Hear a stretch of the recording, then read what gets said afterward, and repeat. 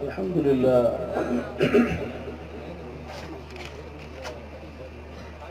Alhamdulillah wa kafa wa salatu wa salamu ala ibadihi alladhina istafa. Amma ba'd, fa'a'udhu billahi minash shaitanir rajim. Bismillahir rahmanir rahim. Man yuti' Allah wa rasulahu faqad faza fawzan 'azima. صدق الله مولانا العظيم. إن الله وملائكته يصلون على النبي يا أيها الذين آمنوا صلوا عليه وسلموا تسليما. اللهم صل على سيدنا محمد النبي الأمي وآله وبارك وسلم عدد كل معلوم لك دائما أبدا. मुझे अजीज दोस्तों भाइयों, अज जो प्रोग्राम सीरत मुबारक जे मथां थी रहियो आहे, जंहिंमें तव्हां सां शरीक थिया आहियो। अल्लाह तबारक व तआला तव्हां असांजी हाज़िरी खे मंज़ूर ऐं मक़बूल फरमाए। असांजे लाइ मक़सद वारी ॻाल्हि जेका आहे उहा इहा ई आहे त जेके ॿ शयूं अलाह से असांखे मोकिलियूं आहिनि, असां उन्हनि शयुनि जी इज़त कयूं, एतिराम कयूं ऐं इतिबा कयूं। हर दौर में इंसान ज़ात जे रुशद हिदायत जे लाइ अलाह से रोज़े अवल खां वठी करे इंसाननि ॾे ॿ शयूं, हिकु पंहिंजे तरफ़ां तालीम मोकिलिया, ॿियो पंहिंजे तरफ़ां रसूल मोकिलिया। ऐं हर उम्मत जो फ़र्द उन वक़्त में कामयाबी हासिल कंदो जॾहिं अलाह जे हुक्म जो ताबेदार थींदो ऐं पैगंबर जे सुन्नत जे मुताबिक़ ज़िंदगी गुज़ारींदो, पैगंबर जे तरीक़े मुताबिक़ हलंदो। जेको बि रसूल दुनिया में आयो, पंहिंजे उम्मत खे इहे ॿ ॻाल्हियूं कयूं, या क़ौम बुदुल्लाह, ऐं क़ौम जी ख़ुदा जी इबादत कयो, वातिऊन ऐं मुंहिंजी इताअत कयो। चुनांच पैगंबर अलैहिस्सलातु वस्सलाम आख़िरी नबी दुनिया जे तख़्ते ते आया। उन्हनि बि अल्लाह तबारक व तआला जे इबादत जे लाइ मके वारनि खे, ताइफ़ वारनि खे इहा ई ॻाल्हि कई त इन्नी रसूलुल्लाह इलैकुम जमीआ, मां तव्हांजे तरफ़ अलाह जे तरफ़ां रसूल आयो आहियां। लिहाज़ा क़ूलू ला इलाहा इल्लल्लाह तुफ़्लिहून, चओ त ख़ुदा खां सवाइ कोई बि इबादत जे लाइक़ न आहे, कामयाब थी वेंदो। मके वारनि मुखालफ़त कई ऐं जानी दुश्मन थी पिया। बिलाख़िर अल्लाह तबारक व तआला उन्हनि सभिनी खे नाकाम कयो ऐं अल्लाह तबारक व तआला पंहिंजे नाले खे रोशन रखियो ऐं हज़ूर जी तहरीक कामयाब थी। अज़ीज़ो, तव्हां असां 15वीं सदी में हलूं, असां 15वीं सदी जा मुस्लमान आहियूं। लिहाज़ा असांजी कामयाबी बि इन में ई आहे त अलाह ऐं अलाह जे रसूल जे हुक्मनि जा असां ताबेदार थियूं। ॾिसणो इन शइ खे आहे त पैगंबर अलैहिस्सलातु वस्सलाम पंहिंजे उमिरि में उम्मत खे छा छा तालीम ॾिनी ऐं छा सेखारियो। आया छड़ो अक़ीदो सेखारियऊं, या छड़ो अमल सेखारियऊं, या छड़ो अख़लाक़ ऐं किरदार ॾेखारियऊं, या अलाह जे हुकूमत खे नाफ़िज़ करण जे लाइ तलवार बि खयूं। इहे सभु ॻाल्हियूं जेके आहिनि उहे असांजे लाइ ज़ेर बहस आहिनि, ज़ेर गौर आहिनि, ऐं इहे सभु असांजे लाइ ज़ेर अमल बि हुजणु खपे। असां इन्हनि सभिनी ते अमल कयूं। पैगंबर अलैहिस्सलातु वस्सलाम जाते लड़ियो आहे अलाह जे निज़ाम जे लाइ, तां त हिन धरतीअ ते अलाह जो निज़ाम नाफ़िज़ थिए, इन जे लाइ पैगंबर तलवार खई आहे।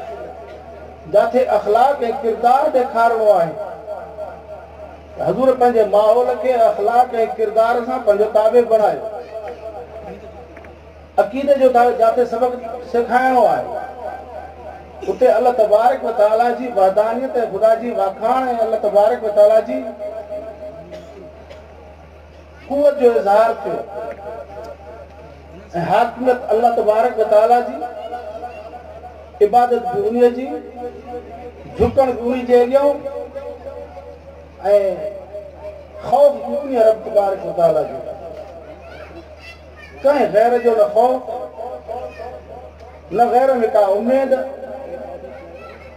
ऐं न वरी का गैर खां का हासिल थियण जी का आसुल हज़ूर जन साहबा खे इहो ई सबक़ ॾिनो लिहाज़ा तव्हां असां बि उहो ई कलमो पढ़ियो आहे जेको कलमो क़ुरून उला वारनि पढ़ियो हुयो तव्हां असांखे बि उन नहज ते हली करे इस्लाम जी आबियारी करणी आहे ऐं हिन धरतीअ ते अलाह जे निज़ाम खे नाफ़िज़ करणो आहे महिनत जफ़ाकशी करणी आहे बाक़ी नतीजो अल्लाह तबारक व तआला जे हथ में आहे असां नतीजे जा क़ाइल न आहियूं असां महिनत जा ज़िम्मेवार आहियूं महिनत कयूं कोशिश कयूं ऐं पंहिंजे जेतिरे क़दुरु थी सघे अल्लाह जे नाले खे रोशन रखण जे लाइ ऐं फरसूदा निज़ाम खे ख़तमु करण जे लाइ असां पंहिंजी तन मन धन जी बाज़ी लॻायूं पैगंबर अलैहिस्सलातु वस्सलाम जा ॾिसो ज़ालिमाना हुकूमत खे ख़तमु करण जे लाइ हज़ूर जा बचड़ा शहीद थियनि गैरनि जे तसल्लुत खे ख़तमु करण जे लाइ जंग उहद में हज़ूर जो चाचो शहीद थिए थो घर जा भाती हज़ूर जा शहीद थिया आहिनि तव्हां असांजो खून उन्हनि खां वधीक क़ीमती कोन्हे असांखे महिनत करणी आहे जफ़ाकशी करणी आहे जदोजहद करणो आहे ऐं साबित करे ॾेखारिणो आहे त असां हज़ूर जे वार जमात सां आलिमनि सां गॾु आहियूं ऐं जिथे बि असांखे सॾींदा असां उन्हनि सां गॾु हूंदासीं आया इन जे लाइ सभई तयारु आहियो आलिमनि सां साथ ॾिबो इंशाअल्लाह जिथे बि सॾियूं मैदान ते हलंदासूं ऐं बक़त अॼु तीर ऐं तलवार जो असां तव्हांखे कोन ॾाढो त तीर तलवार खणो भाला खणो बंदूका खणो रेफला खणो क्लाशन खणो अॼु सिर्फ़ु पंहिंजे क़ुवत इरादी खे इस्तेमालु करणो आहे अॼु तव्हां असांजे पर्ची खे उहा ताक़त आहे जेका उन वक़्त में तीर ऐं तलवार खे हुई पंहिंजे अज़ाइम खे तब्दील कयो पंहिंजे इरादनि खे तब्दील कयो लकीर जा फ़क़ीर न बणिजो ईअं पुराणनि तरीक़नि खे वठी करे हलूं था इहो सही आहे ईअं दीन में कखड़नि ते पेर रखी करे न हलबो दीन में हलूं त सचा थी करे हलूं अल्लाह फरमाए थो यौम यनफ़उ सादिक़ीन सिद्क़ुहुम क़यामत जे ॾींहुं सचनि खे पंहिंजो सच नफ़ो ॾींदो मुनाफ़िक़ाना किरदार बुज़दिलाना पॉलिसी ऐं गैर जो ख़ौफ़ दिलि में रखी करे ऐं पोइ दीनदारनि जे टोले सां गॾु हलणु पोइ छड़ो चइजे त साईं इन मां तव्हां सां गॾु आहियूं ईअं न या अय्युहल्लज़ीना आमनू उदख़ुलू फ़िस्सिल्मि काफ़ा पैगंबर जे वार जमात सां हलूं था त पूरे जा पूरा दाख़िल थियो न इन जमात में जेका जमात एलाए कलमतुल्लाह जे लाइ जेका अल्लाह जी हाकिमियत खे क़ाइमु करण जे लाइ जेका जमात असांजे हिन मुल्क में कमु करे थी उन जमात सां शाना बशाना थी करे हलूं इहा शइ असांजे लाइ आख़िरत में फ़ाइदेमंद थी थी अज़ीज़ो अल्लाह तबारक व तआला फरमाए वमन यासिल्लाह व रसूलहु फ़इन्न लहू नार जहन्नम जंहिं मां अल्लाह जे हुक्म जी इनरादी कई मुंहिंजे रसूल जी मुखालिफ़त उन जे लाइ जहन्नम जी बाहि खां सवाइ कुझु बि न आहे असां सिर्फ़ु इबादत खे सम्झो मामलात खे त असां इबादत सम्झा ई कोन बाबा निज़ाम खे तब्दील करणो आहे मामलात खे दीन जे मुताबिक़ हल करणो आहे तमामु शोबा आहे ज़िंदगीअ में इस्लामी तालीमात ऐं पैगंबर पाक जे फरमूदात ऐं पैगंबर पाक जे नमूने खे अख़्तियार करणो आहे लक़द कान लकुम फ़ी रसूलिल्लाहि उसवतुन हसना अल्लाह फरमाए थो त पैगंबर पाक जी ज़िंदगी में तव्हांजी ज़िंदगी जो सोनो नमूनो रखियल आहे। असां सिर्फ़ु निमाज़ खे सोनो नमूनो सम्झूं था। रमज़ान मुबारक अचे थो पोइ 5-8 ख़तमु कंदासीं, बसि रमज़ान जो अदा थी वियो, रोज़ा रखियासीं, बसि वॾो कमाल करे छॾियोसीं। बाक़ी दीन जे लाइ तड़प ऐं ग़रीब जे लाइ हमदर्दी, अलाह जे मख़लूक़ जी ख़िदमत, जेको जमीअत उलमा इस्लाम जो नस्ब लाइल आहे, ज़ालिम सां बग़ावत, मज़लूम जी हिमायत, बिला तफ़रीक़ इंसान ज़ात जी ख़िदमत। तव्हां ॾिसो पैगंबर अलैहिस्सलातु वस्सलाम जी सीरत जो मुतालो त कयो। यहूदी नंढड़ो छोकिरो आहे, यहूदी जो पुटु आहे, जेको हज़ूर जी ख़िदमत कंदो हुयो। पाण पुछूं 2 ॾींहं थिया आहिनि, कोन आयो आहे, काॾे वियो? चयोसीं बीमार थी पियो। साहिबा खे चयूं हलो हलो त उन खां तबा पुरसी करे अचूं। हज़ूर वञनि था उन यहूदी जे नंढड़े पुट जे तबा पुरसी जे लाइ। अॼु तव्हां मुंहिंजो जेके बि आहियो, मां समेत अॼु जेके बि वेठा आहियूं, कोई माण्हू अहिड़ो आहे जेको हथु मथे करे चवे त मां गिलाणे वाणी जी दवा पुरसी कई आहे, अॼु या भील बागड़ी जी दवा पुरसी कई आहे? को माण्हू अहिड़ो? मां सम्झां थो असांखे कोई बि कोन्हे। सय्यदुल कौनैन, खैरुल बशर, इमामुर रसूल, खातमुन नबिय्यीन, अखलाक ऐं किरदार त ॾिसो। जॾहिं हज़ूर उन जे मथां विया आहिनि, दर खड़कायो, उनजो बाबो निकिरी आयो, बाबा असां नंढे खां पुछण आया आहियूं। हज़ूर तव्हां आया हो नंढे खां पुछण, मुंहिंजे खां? हा, नंढो पियो आहे। हज़ूर जन उनखे ॾिसनि था, बाबा असां तुंहिंजे तबा पुरसी लाइ आया आहियूं। हज़ूर जन उनखे फरमाइनि था त कलमो पढ़ो, मुस्लमान थी। उहो पंहिंजे बाबे खे तके पियो। उनखे पंहिंजो उहो यहूदी पीर चवे थो त अबुल कासिम चवे थो, छोकी हज़ूर चवनि था तूं कलमो पढ़। हुन पीर जे राय मालूम कई त अबे ॾे त क्या अबो छा थो करे, कावड़ जो इज़हार करे थो या मूंखे इजाज़त ॾे थो? पोइ उन बि इजाज़त ॾिनी उनखे, उहो बचो मुस्लमान थी पियो। हज़ूर जे अख़लाक ऐं किरदार सां ऐं हज़ूर जे इन ज़िंदगीअ जे मेयार सां घणा माण्हू मुशर्रफ इस्लाम थिया। अज़ीज़ो, तव्हां असां उन दीन मतीन ते हलण वारा आहियूं। तव्हां असांखे बि इंसानियत जी हमदर्दी जे लाइ इहो उथणो पवंदो, ख़ल्क़ जी ख़िदमत करणी पवंदी, मख़लूक़ ते रहम करणो पवंदो, ओड़े पाड़े सां चङो हलणो पवंदो। छो त असां हज़ूर जी वारिस जमात जा अफ़राद आहियूं। लिहाज़ा पैगंबर अलैहिस्सलातु वस्सलाम जी सीरत जी तक़ाज़ा इहा आहे त असां बि उन पैगंबर पाक जे सीरत तय्यब जे मथां अमल कयूं ऐं हज़ूर वारी सूरत अपनायूं। उहो तरीक़ो, उहा सीरत ऐं उहा सूरत, उहो नमूनो ज़िंदगीअ जो ऐं उहो अख़लाक ऐं किरदार असां दुनिया में पेश कयूं। तव्हां त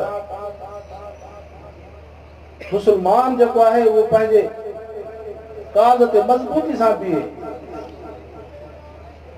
असांजे अज़ाइम में तब्दीली अची वई, असांजे सीरतुनि सूरतुनि में तब्दीली अची वई, असांजे फ़िक्र ऐं ज़हन में तब्दीली अची वई।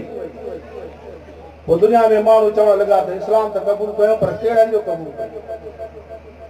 हुन फ़िरके सां वञूं या हुन फ़िरके सां वञूं, हेॾे वञूं या होॾे वञूं। ऐं इहा तफ़रीक़े बाज़ी बि अहले मग़रिब वारनि विधी मुस्लमाननि, अंग्रेज़ इहा तफ़रीक़े बाज़ी विधी। त मुस्लमान जेकॾहिं हिस्सनि में तक़सीम थींदो त कमज़ोर थींदो। अज़ीज़ो, अग़यार जे साज़िशुनि खे सम्झणो पवंदो ऐं जंहिं मक़सद जे लाइ असां दुनिया में आया आहियूं उन मक़सद खे बि सम्झणो पवंदो। उम्मत मुस्लिमा जी भलाई छा में आहे? अल्लाह वटि असां कीअं ख़ुशनूदी हासिल कंदासीं? अॼु मुस्लमान असां हेॾी वॾी क़ुवत, हज़ूर जा ताबेदार, अॼु असां पंहिंजे बुख खे उंझाइण जे लाइ आले मगरिब दे तकियूं था त असांखे इमदाद मुसलमान हुक्मराननि पंहिंजी इस्लामी हुलिया खे बिगाड़े छॾियो उहे अज़ाइम उहे हुलिया उहे ख़तम थी विया तमो ऐं लालच ऐं ख़ौफ़ जे चंबे हेठां अची करे असां मुसलमाननि पाण खे कमज़ोर करे छॾियो अॼु जेकॾहिं मुसलमान पंहिंजे पेर ते आहे ऐं हज़ूर जे तरीक़े ते आहे क़ुरान ऐं सुन्नत जी रोशनी मुताबिक़ जेकॾहिं हलंदो त मुसलमान जो कहिड़ो वार बि विंगो नथो करे सघे अल्लाह तबारक तआला तव्हां असां सभिनी खे तौफ़ीक़ अता फरमाए जो हज़ूर पाक सल्लल्लाहु अलैहि वसल्लम जन जे सीरत तय्यबा ते हलूं ऐं हज़ूर वारो तरीक़ो अख़्तियार कयूं ऐं दीन में हली करे उहे माण्हू जेके असांजा पाड़ेसरी आहिनि उन्हनि जी बि ख़िदमत कयूं जहिड़े नमूने सां जमियत उलमा इस्लाम अल्हम्दुलिल्लाह हिन वक़्तु जेके हालात हुया इन्हनि हालतुनि में जमियत उलमा इस्लाम पंहिंजो पाण मिलायो दोस्तनि जी पर घुरल अथऊं ना वसाइल हालात में दोस्तनि ॾे जेके कचे पके में जेके जिथे बि हुया हक़ल मक़बूल जेतिरे क़दुरु पंहिंजी इस्तिताअत ऐं ताक़त आहे उन्हनि जी उन्हनि पर घुर बि लधी आहे ऐं उन्हनि सां हमदर्दी जो इज़हार बि कयो आहे ऐं दुख सुख में उन्हनि सां शरीक बि थिया आहिनि इहा तमामु भली ॻाल्हि आहे असांजी दुआ आहे त अल्लाह ताला हर मुस्लमान खे दीन मतीन ते हलण जी तौफ़ीक़ अता फरमाए ऐं हज़ूर जी ग़ुलामी नसीब फरमाए ऐं शरीयत मुतारा जी ताबेदारी नसीब फरमाए वमा अलैना इल्लल बलाग ये बात साईं अब्दुल कयूम आली साहब जेके बाजी ख़ैर फरमा रहा हुआ